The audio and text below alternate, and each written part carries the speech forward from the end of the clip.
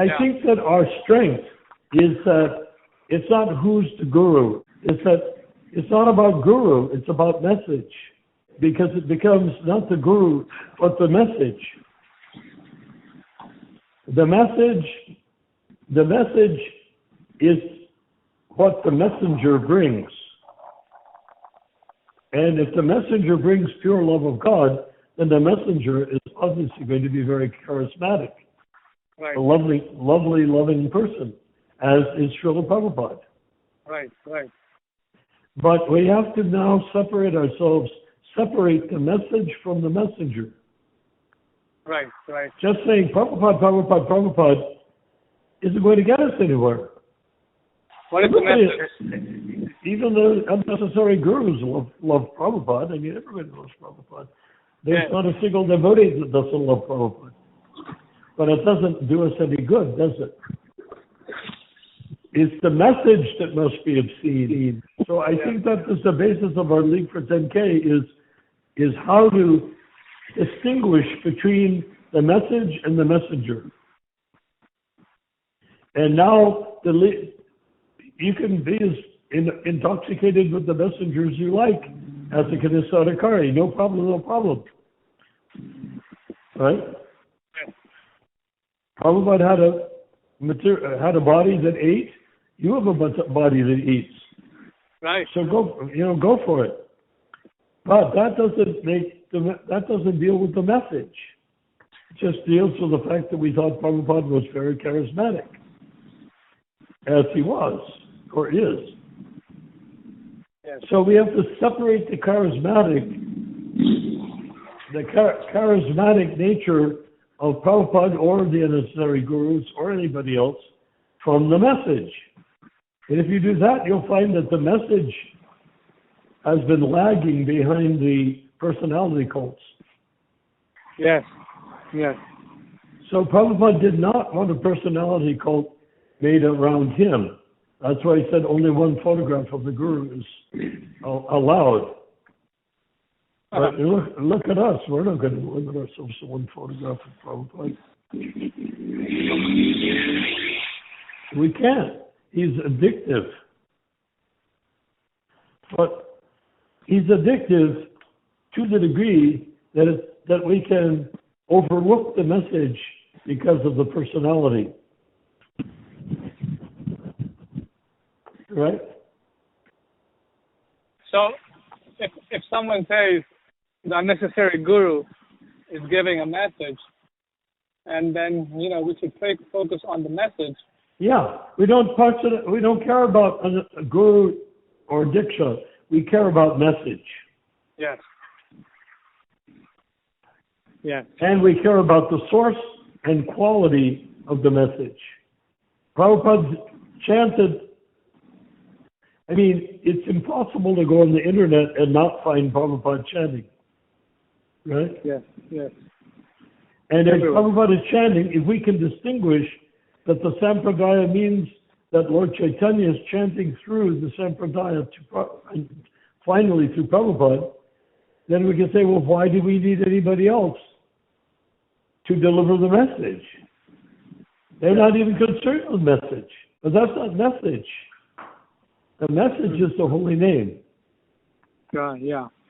But it has to be pure. So to get the pure holy name, you don't need a Diksha Guru at all. Zero. Yes. And nor will you until into the golden age of Kali.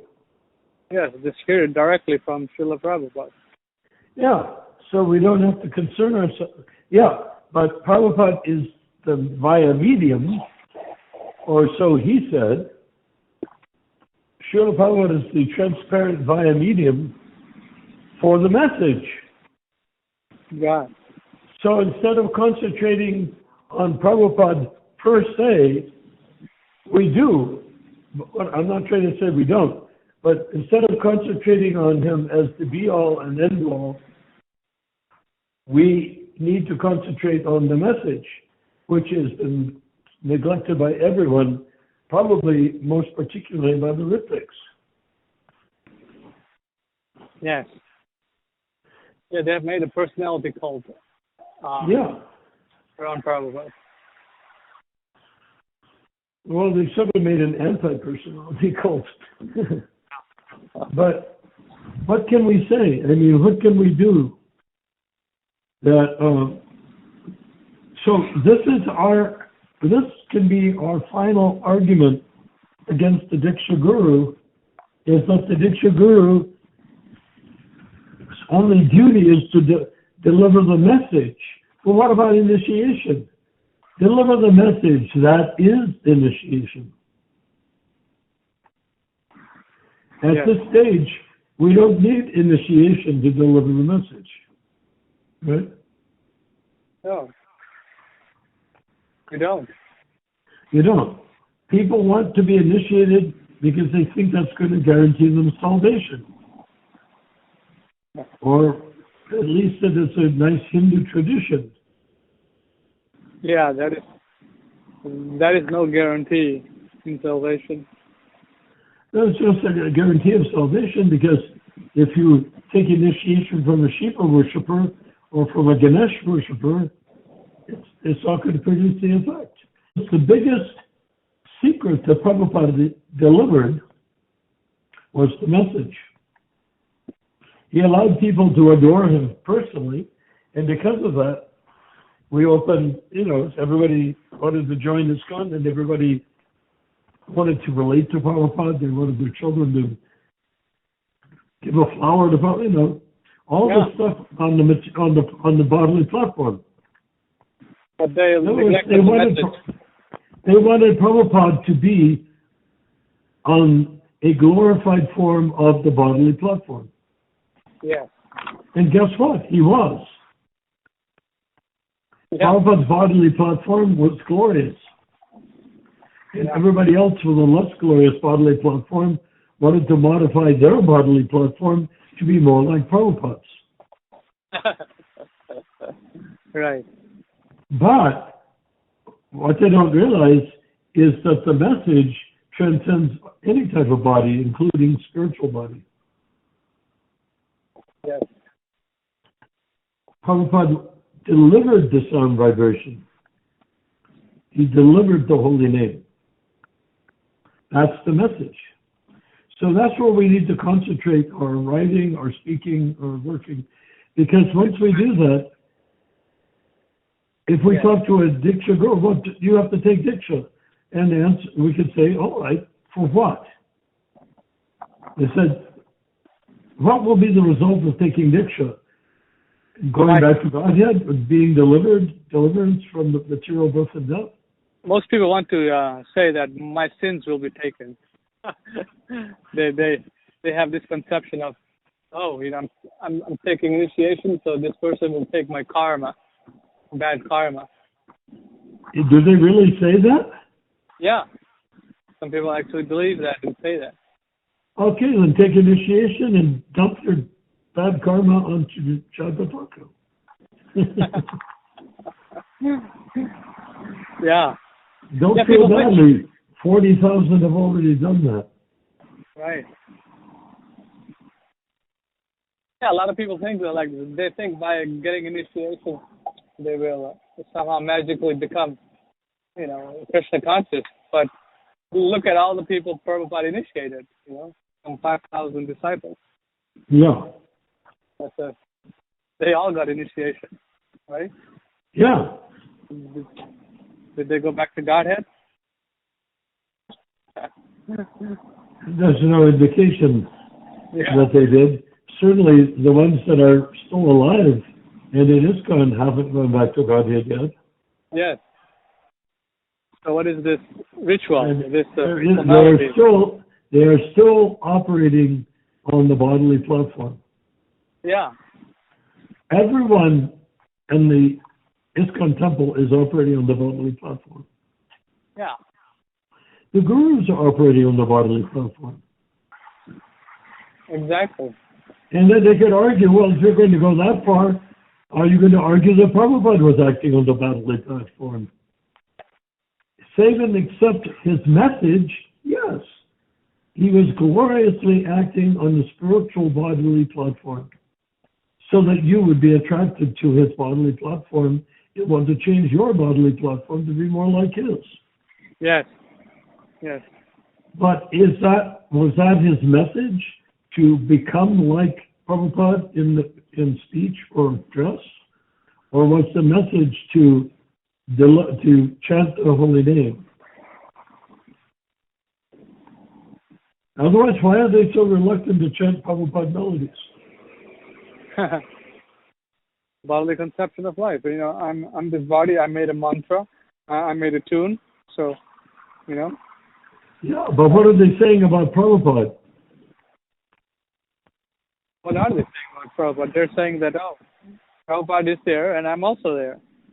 So. Yeah, but they're saying that Prabhupada is not the guru when it comes to chanting. Basically, that's what they're saying. Yeah, chanting is chanting. It doesn't matter where you hear it from. You heard it from Prabhupada, that was his job.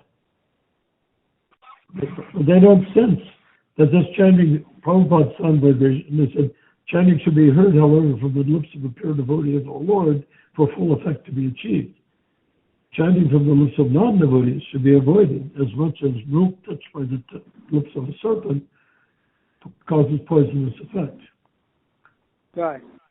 So they are saying that the holy name is good enough by itself without Prabhupada. Is there any other conclusion that could be drawn?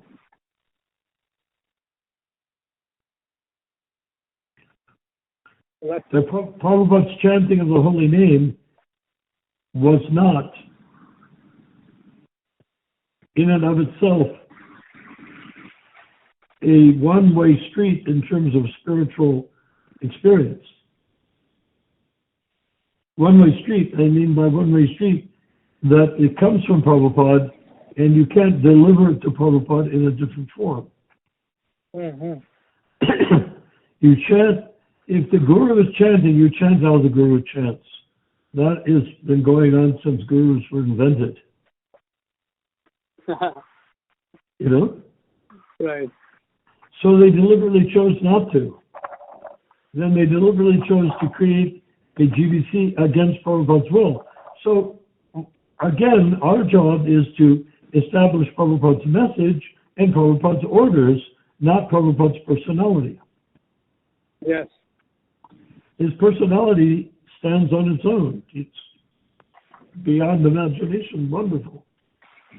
Yes. But that's not why we're in ISKCON. We're in ISKCON to follow his orders, etc. So we need to do that, and that is the next step. That's why the ISKCON is the perfect format, because we don't have to go over this verses or over different conversations between Prabhupada and different people, because it doesn't matter. The fact that Prabhupada talked to anybody doesn't matter. That was just part of the history of how he got people to agree with Krishna consciousness movement. It had nothing to do with your or my spiritual advancement. Of course, if we listen to it, we see this wonderful reasoning that leads us deeper into our own realization. But in ISKCON, it doesn't matter a bit. Right? Yes. Yes. Yeah. So I think we're building on into the next stage now. You know, with this. Yeah. Well, we have to become strong in it. I'm Yes. stumbling around. I mean, I know that what I'm saying is absolutely true, but I'm stumbling around in how to say it. Yeah. Now, that's why I'm talking with you, because you're a brilliant guy, and your views are very important. So we need to get away from the Prabhupada personality cult, because that leads to the unnecessary guru personality cult. Yeah. We need to go for the Prabhupada message. Yes, message. Or essentially the Lord Chaitanya message, Message of God. who is the last pure representative being Prabhupada. Yeah, if we go directly to the message, what is the message? You know? Oh, it is that you're already saved. Yes. So now, what do the unnecessary gurus have to offer their disciples? That you'll go back to Godhead if you take initiation? You're already going to go back to Godhead without taking initiation. Yes, because you have heard the transcendental sound vibration of the Prabhupada. Yes. And they say, well, but if you take initiation, I can help you, because I'm a senior devotee, I can help you go faster. I said, that's great. But can't you help me move faster if you're not an initiating guru? Supposing you were just a senior devotee in the temple. Suppose you were a lecturer, you went around all over the movement lecturing without being a guru. Would what you know be less powerful than if you were a guru? You know? What do you have to offer, in other words? Yeah, it's the same message. Guru or no guru. You know? If it's a guru, then he'll take some money from you. Or he'll try to make you... that's what they do, but let's just stay with his intent. If his intent is to deliver people from repeated birth and death by giving initiation to them, leaving the money aside, they're already going to go back to Godhead. Oh, but they'll go back to Godhead faster if I give them initiation. Okay, and they'll go back to Godhead faster if you give them initiation. And what will you do to make it go back to Godhead faster? Well, I'll give them personal counseling and advice. Can't you do that without being a guru? Yeah, I can do that. Why do you have to be a guru? That's just like a dummy, as what you call like a scarecrow image. You become the guru to attract people, but you don't have to be a guru to get the message across. Yes. Same message, same quality of message. You're just a guru. You can give that same advice without becoming guru. Yeah. Oh, but it's a tradition. Tradition to what? What is the tradition? The message is what we're dealing with here, not the tradition. Yeah. So I think this should be our topic at the next Rath Yatra. Next Rath Yatra, we should... Now we need to get some stuff prepared on paper. Yes. And then we can pass it out to them. So, because if we go, we directly focus on the message that bypasses these initiators, like, any one of them. If we say, we go for the message, what is the message? Yeah, by Shishaka, you're a wonderful guy. You've been practicing Krishna consciousness for decades. That's great. But why do you need to be a guru to do that? Yes.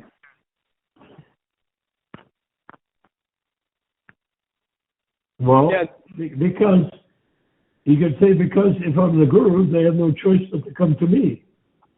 Oh, are you the only person that's preaching authentically? No. Okay.